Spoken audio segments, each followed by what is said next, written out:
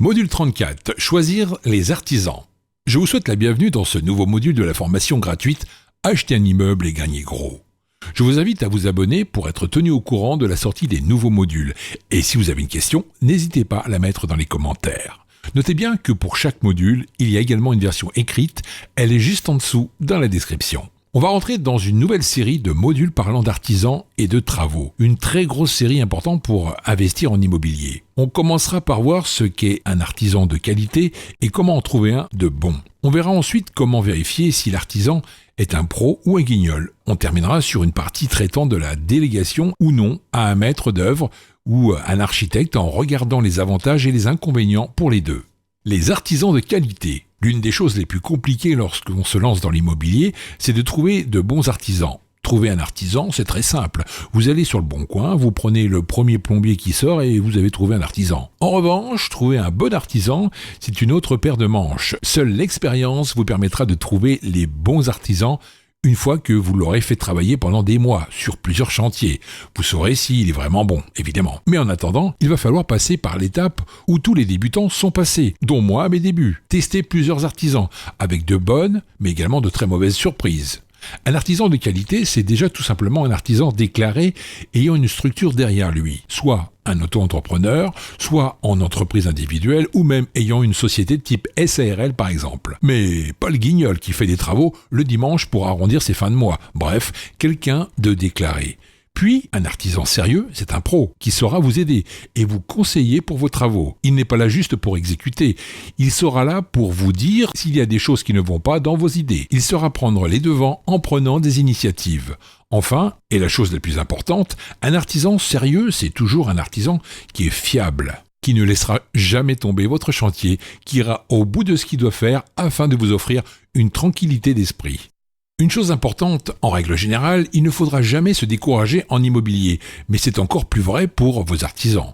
Si vous avez un mauvais artisan qui vous fait perdre du temps, ou encore pire, qui part avec votre acompte, ce n'est pas la fin du monde, vous aurez fait une erreur que vous ne referez plus avec les prochains artisans. Trouvez son artisan de qualité. Le bouche à oreille. Dans ce domaine, le bouche à oreille est très important, puisqu'un bon artisan est connu dans la ville ou le département. Plus il est bon et plus il sera recommandé par les gens. Pour cela, demandez à tous ceux qui sont dans le domaine de l'immobilier. Vous pourrez demander par exemple à l'agence immobilière qui vous a vendu le bien, à votre notaire, à la personne qui vient faire les diagnostics ou même à un de vos proches si lui-même fait de l'immobilier. Demandez à l'artisan. Si vous connaissez déjà un bon artisan, c'est une bonne nouvelle, car il y a de grandes chances qu'il puisse vous aider à trouver d'autres bons artisans dans les autres corps de métier. Les bons artisans travaillent ensemble ou se connaissent par le bouche à oreille. Mais surtout, un bon artisan ne recommandera jamais un mauvais artisan, car il en va de sa réputation. S'il vous recommande un mauvais artisan, ça peut lui retomber dessus, et il ne voudra sûrement pas cela. Donc demandez à un bon artisan, vous pourrez avoir de belles surprises. Je ne connais personne. Si vous ne connaissez vraiment personne et que les gens à qui vous avez demandé, notaires, agents immobiliers, ne connaissent pas de bons artisans, dans ce cas-là, il vous reste la recherche sur Internet. Vous avez plusieurs possibilités. Utilisez les sites de petites annonces généralistes comme Le Bon Coin. LBC étant une référence pour les petites annonces en France, vous trouverez toutes sortes d'annonces pour de la prestation de services pour tous les corps de métier. Par contre, il faudra faire un tri. Utilisez les sites de courtiers en travaux. Vous faites votre demande sur le site en indiquant les travaux à faire, puis vous serez recontacté par plusieurs artisans qui sont partenaires avec le courtier. Ça peut être une solution pour commencer quand on ne connaît personne. Par contre, il faudra bien faire attention car le site de courtier prend une marge de 10 à 20%. Donc votre devis sera gonflé et surtout, une société inscrite sur ce genre de site a besoin de clients car elle n'en trouverait pas elle-même. Il y a mestravaux.com, devis et travaux.com ou encore travaux.com.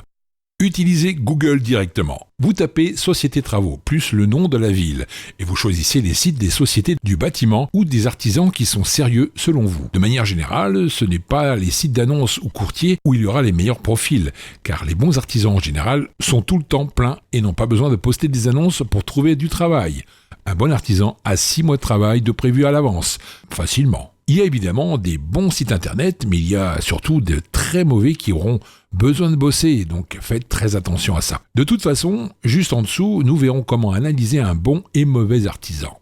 Dans tous les cas, si vous trouviez un artisan par une des méthodes précédentes, rien ne vous empêche de chercher d'autres artisans avec les autres méthodes. On le verra dans le module suivant, traitant des devis. Mais en gros, plus vous aurez de devis d'artisans et plus vous pourrez analyser et comparer ce qui va et ne va pas afin de choisir l'artisan qui vous semble le plus compétent. Vérifiez le sérieux d'un artisan. Il va y avoir plusieurs étapes pour vérifier qu'un artisan est bon ou mauvais. Pour cela, on va les récapituler une par une afin de vous aider au mieux à choisir. À demander au tel. Avant de faire visiter l'immeuble à n'importe quel artisan qui va vous prendre 2 heures de votre temps, il faut faire un premier tri au téléphone. On va également éviter ainsi les mecs qui m'envoient jamais de devis. Il faudra donc demander au téléphone plusieurs informations afin d'éviter ce genre d'artisan. Voici quelques questions à lui poser afin de le cerner. Quelles sont vos disponibilités dans les mois à venir ? S'il est disponible très rapidement, demandez-lui pourquoi il est libre. S'il n'est dispo que dans 6 mois et que vous souhaitez commencer votre chantier dans 3 mois, cela n'a aucun intérêt non plus de le prendre et de perdre 3 mois. En combien de temps pouvez-vous me faire un devis après notre rendez-vous ? S'il vous dit qu'il peut faire un devis le lendemain, il y aura un souci car ça prend du temps, voire beaucoup de temps pour faire un devis de rénovation complète pour un immeuble. S'il vous répond de façon évasive, sans pouvoir donner de date précise, c'est qu'il ne sera pas vraiment appliqué. C'est le genre d'artisan où vous pourrez attendre 6 mois le devis sans qu'il vous l'envoie, même après plusieurs relances. Dans le cas où c'est une rénovation spécifique ou une rénovation totale, demandez-lui s'il a déjà fait ce genre de travaux. Par exemple, pour un électricien, est-ce qu'il a déjà fait une colonne électrique ou pour un plombier, une colonne d'évacuation ? Autant gagner du temps, car s'il vient au rendez-vous sans avoir fait ce genre de travaux, c'est next directement. Enfin, regardez le feeling que vous avez au téléphone. Si la personne semble intéressée, si elle pose des questions sur le projet, si elle donne son avis, alors vous pourrez aller plus loin. S'il ne pose aucune question sur le projet, il viendra en touriste sur le chantier, ça c'est clair. Et ce n'est pas ce que l'on veut. Un touriste, c'est pour la plage. À demander en réel. Le rendez-vous avec l'artisan est important, car c'est avec ce rendez-vous qu'il va vous proposer son devis. Il faut donc bien penser à tout voir et à lui dire tout ce que vous souhaitez faire comme travaux. Encore une fois, comme au téléphone, testez votre interlocuteur afin de vérifier qu'il a l'air sérieux et professionnel. La première impression est très importante. Et si, d'entrée de jeu, il est en retard de plus de 30 minutes ou qu'il reporte le rendez-vous à la première minute, ça ne le fera pas. Car s'il y a un gros retard ou qu'il reporte pour un rendez-vous, imaginez lorsqu'il sera en situation réelle pendant le chantier. Une personne qui n'est pas à l'heure, c'est rédhibitoire pour moi, c'est qu'il ne prend pas le rendez-vous au sérieux. Après, il faut nuancer mon propos. S'il y a 10 minutes de retard dans le centre de Paris, ce n'est pas la fin du monde non plus. C'est un pro, il ne viendra donc pas les mains dans les poches. Un vrai professionnel viendra au rendez-vous avec un carnet pour noter toutes vos demandes, vos interrogations afin qu'il puisse préparer son devis dans de bonnes conditions. Il doit également venir avec du matériel, au moins un télémètre, 1 mètre, peut-être une torche ou une trousse à outils en cas de besoin. Bref, s'il vient les mains dans les poches, c'est next direct. Vérifiez qu'il est compétent pour cela. Vous allez devoir lui poser des questions. Avec tout ce que vous savez déjà, vous saurez rapidement s'il est bon ou non. Vous verrez en détail toute la partie travaux dans les modules suivants. Pour un plombier, demandez-lui quel diamètre utiliserait-il pour la création d'une arrivée d'eau pour 10 logements, ou quelles sont ses solutions pour diviser un appartement en 2 logements, sachant qu'il n'y a qu'une salle de bain. Pour un électricien, demandez-lui quelles sont les normes pour la création d'une colonne électrique.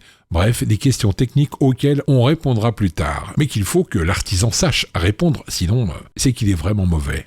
Comme au téléphone, il faut qu'il soit intéressé, qu'il vous pose des questions et qu'il prenne des initiatives en vous proposant, par exemple, des choses auxquelles vous n'auriez pas pensé. Il doit se sentir impliqué dans le projet et pas juste noter ce que vous lui direz. Puis regardez le feeling, si le courant passe bien entre vous, car un artisan avec qui on ne s'entend pas bien, c'est problématique aussi, car pour une grosse rénovation, c'est des mois et des mois à le supporter, donc autant bien s'entendre. Demandez-lui s'il a bien une assurance décennale. On verra comment analyser ça dans le module suivant. Mais déjà, sachez qu'il faudra lui demander directement pendant le rendez-vous. Vous verrez s'il répond « oui » du tac au tac, ou si par exemple il hésite. Demandez-lui chez qui il est et regardez sa réaction. Demandez-lui une date pour le devis. En vous donnant une date, il se sentira obligé de suivre cette date, sinon ça ne fera pas pro. Sachez que pour un devis de rénovation complète, on peut compter environ 1 à 2 semaines car il y aura plusieurs pages. Comme je le disais précédemment, un bon artisan a du travail pour les 3 à 6 mois à venir.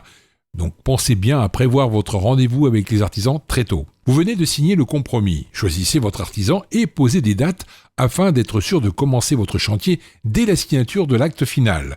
Ainsi, vous ne perdez pas de temps et donc pas d'argent. Notez qu'à l'inverse, un artisan qui peut commencer votre chantier la semaine prochaine, c'est peut-être un petit peu suspect. Il y a un truc bizarre. Donc, alors soit il a un client qui s'est désisté, ça peut arriver, et ça se comprend, soit il n'a pas de client. Et là, il faudra donc faire très attention. Prendre un maître d'œuvre ou architecte. La question revient souvent. Soit on gère nous-mêmes les travaux, soit on prend un architecte ou un maître d'œuvre pour s'occuper des travaux. Il y a des avantages et des inconvénients de chaque côté. Ne pas déléguer. Moi perso, même lorsque j'ai commencé, je n'ai jamais délégué mes travaux, car je n'avais pas envie de payer une prestation supplémentaire qui est selon moi inutile. En effet, lorsqu'on connaît le monde des travaux, avec les prochains modules, vous devriez être un as des travaux. Il est inutile de déléguer. De plus, j'aime bien gérer les travaux. Ça me permet de pouvoir voir l'avancée des travaux régulièrement et d'apprendre la pratique. Ce que vous lisez, c'est bien, mais la pratique, c'est encore mieux. Même si je ne fais pas les travaux moi-même, aller régulièrement sur le chantier me permet de voir comment se passent les rénovations complètes. Cela me permet d'apprendre de nouvelles choses à chaque chantier. Déléguer. Déléguer a quand même pas mal d'avantages également. Le point négatif, c'est que ça coûte plus cher. En général, 10% du coût global des travaux. Ce n'est pas négligeable. Par contre, en contrepartie, vous n'aurez qu'un seul interlocuteur, ce qui permettra de ne pas avoir le stress et de gérer les artisans. De plus, lorsqu'on habite loin du bien immobilier, ça peut être une bonne solution, surtout si vous n'allez pas souvent sur le chantier du fait de la distance, évidemment. Pour les femmes également, ayant un a priori à gérer des artisans, ça peut être intéressant de déléguer car les artisans peuvent écouter plus facilement un homme qu'une femme, surtout sur un chantier. À vous de choisir ce que vous préférez. Il n'y a pas meilleure ou de pire solution. Il faut juste choisir la solution qui vous semble le mieux pour vous en fonction de votre situation personnelle, mais également en fonction de votre portefeuille.